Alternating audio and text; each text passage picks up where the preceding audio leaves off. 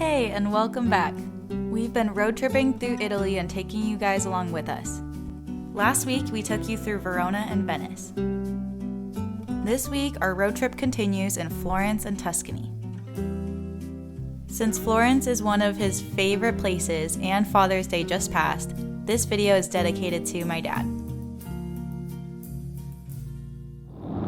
We are saying buongiorno to Firenze, which is another way of saying Florence. So we checked out of our Venice hotel.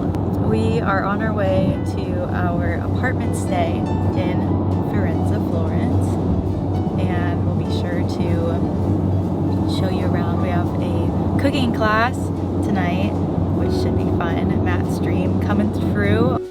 One of my dreams and bucket list goals this year is to make pasta with an old Italian lady and Shelby to chaperone, so I don't fall in love with this old Italian lady. Although I'm not sure about the part with the old Italian lady. It might have some younger teachers instead, but should be fun. Hopefully it's tasty, and hopefully we can learn how to make some cool food.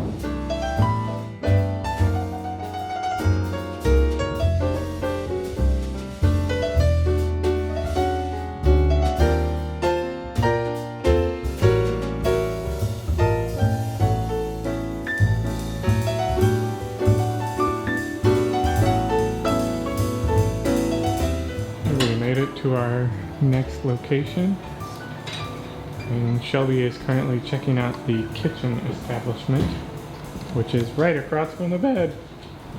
It's Shelby's dad's favorite place, I guess, in Italy that he's been to, but I don't really have a concept for what it's like, so I'm curious to see it. Our first venture into town was grocery shopping. Since our apartment had a kitchen, we planned out our meals so that we could make our own breakfast and at least one dinner to save money.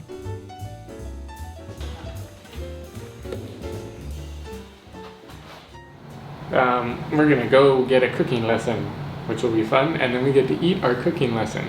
Not the instructor, just the lesson. We gotta head out here, and we're not gonna bring the camera because we figured it was not allowed.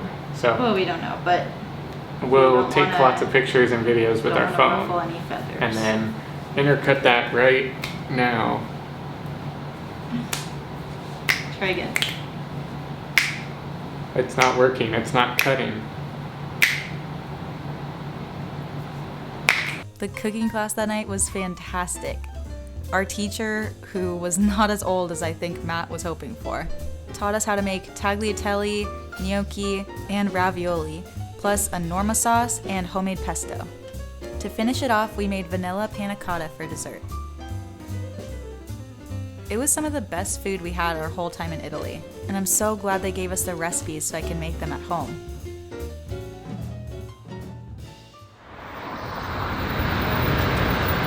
Where are we off to this fine morning? We are off to downtown Florence for our only full day in Florence. And we're gonna try to squeeze it all into one day, but we'll see how that goes. Our first stop was the Accademia gallery, which is home to the David statue. Obviously, the David is so famous for a reason, but he was still so much bigger and more extraordinary than either of us expected. It's just so crazy that someone sculpted him out of a slab of marble. The Accademia really feels like it's a whole museum just dedicated to David, so there's not a whole lot more to it. But we still feel it's worth a visit just to see him. So what did you think of David? Oh, just crazy. I mean, you can't take pictures of him and you can't grasp the magnitude and the attention to detail. Yeah, just to every have an muscle idea on the body and curves. To have an idea of that in your head and to actually build it is insane. It's just like a chisel and a hammer. It's just crazy to think about. So yeah, if you're gonna go, just there's some benches around his backside Just stare at the butt. Just stare at the butt and take in those beautiful tries and buys.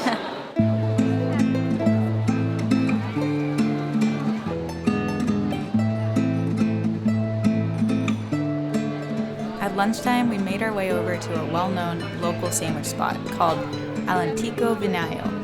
Apparently everyone else did too, because we had to wait in a long line just to order. But we soon understood why everyone goes here, because it was delicious.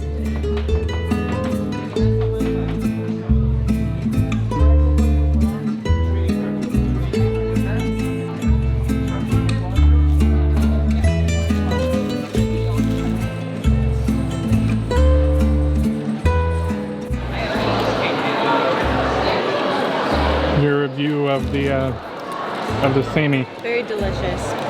But also it makes me want to make my own because I feel like it's decently easy. What'd you get? I'm trying to remember.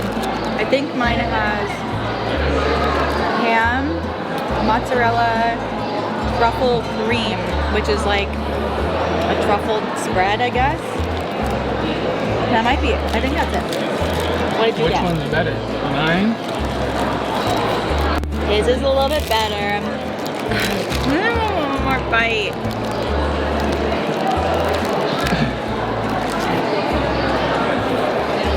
Mine is better.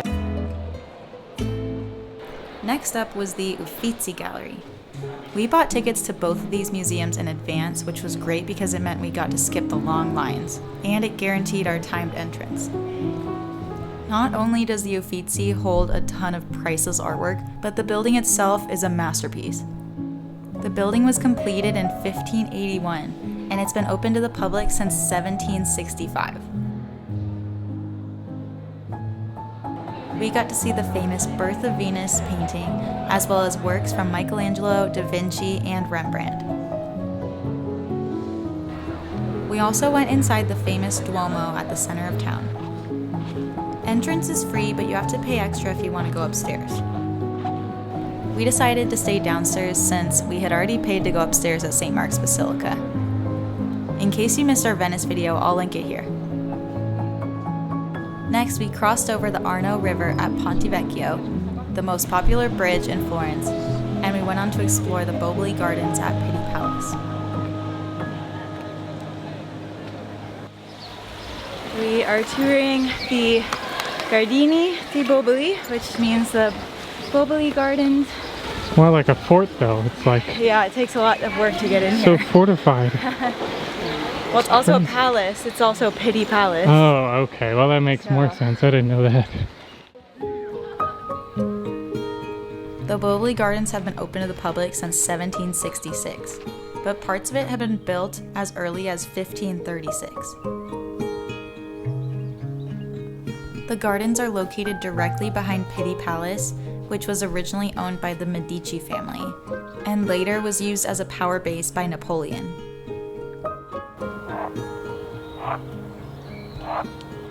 We walked almost 29,000 steps this day, and I would say most of them were in this garden.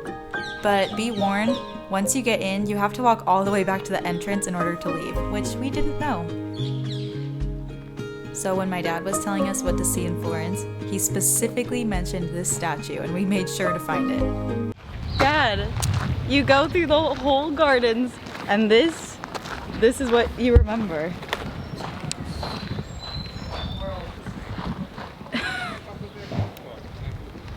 That's cool. That, not so much.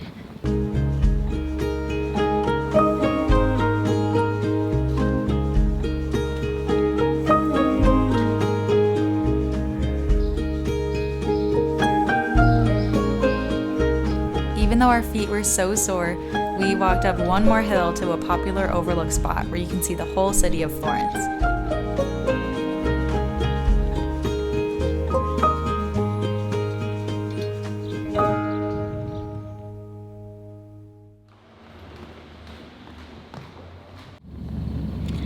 Hello and welcome to day 3 in Florence.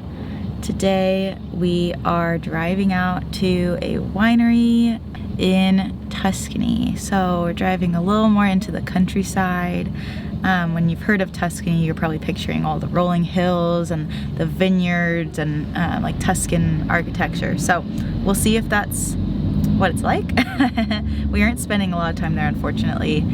So we're excited to see it for the little time that we have and get to do a tasting of some wines. I think we're having Chianti and some local snacks, some cheeses and meats, I think. The local formaggio.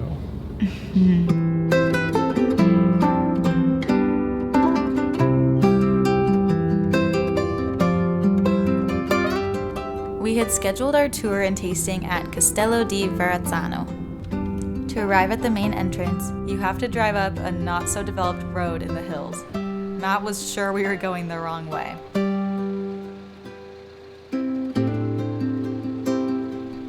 Not only does this vineyard have an incredible location, but it also has a really interesting history. The building itself has existed for over 1,000 years. In the 1400s, it became home to a man named Giovanni da Verrazzano. You may not have heard of him before, but it turns out he was an essential explorer in discovering the Bay of New York and the majority of the East Coast. He even has a famous bridge named after him in New York between Brooklyn and Staten Island. This property is so meticulous in the way that they make wine. Everything is organic, and they take extra precautions to make sure that everything turns out exactly right. During our tasting, we got to try 3 different types of Chianti, as well as a sweet white blend and a special edition dessert wine. It honestly smells like candy to me. The food was also incredible, with different types of cheeses, meats, and spreads from the local region.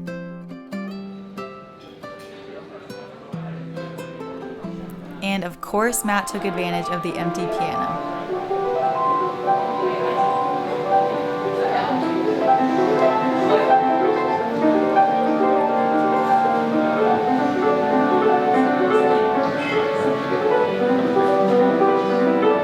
We just finished our wine tasting and tour of the vineyard. We went to Castello di Verrazzano, and it was absolutely stunning. The wine was tasty and the food was fantastic. They gave us such big portions and such a fantastic tour. It was so worth the money that we spent on it. It was so affordable for that much information and sightseeing and food. We really just went into Chianti, so a lot of the wines we had were Chianti, which were delicious. But especially, we loved this dessert wine that we tried. We may or may not have bought a few and sent them home because we couldn't resist. They were so good. Matt even played the piano for a little bit, which was lovely, and all the other people eating and after their tour really enjoyed it.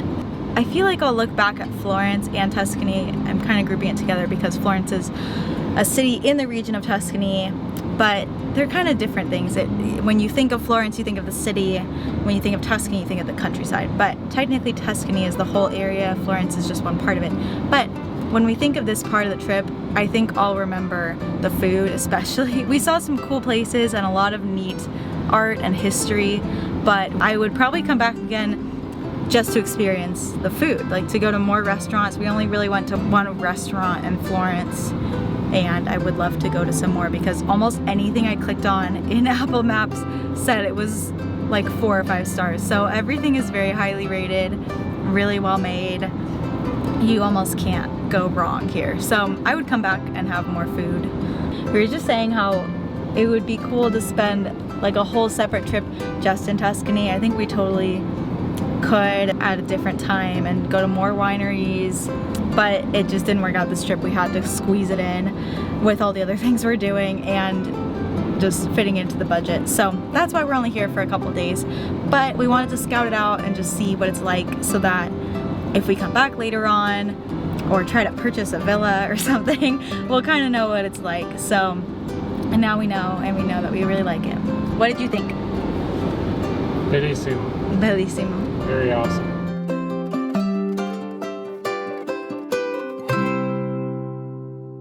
We're having pasta from Shelby tonight with some wine that our host got us, which is very generous. I'm excited to taste it. It looks good. How's it taste? It actually turned out pretty good. Nice. As good as a can of tomato sauce and some pre-made ravioli or tortellini can taste. The next morning, we had to say arrivederci to Florence as we packed up and headed to our last destination, arguably our favorite one. Make sure you have your notifications turned on so you don't miss it. We really weren't sure what to expect from Florence, but we quickly understood why so many people see Florence as one of the most interesting towns of Italy. The area is rich with art and history, architecture, and obviously amazing food. And just a short drive away, you can quickly be immersed in the rolling hills and the slow-paced lifestyle of the Tuscan vineyards.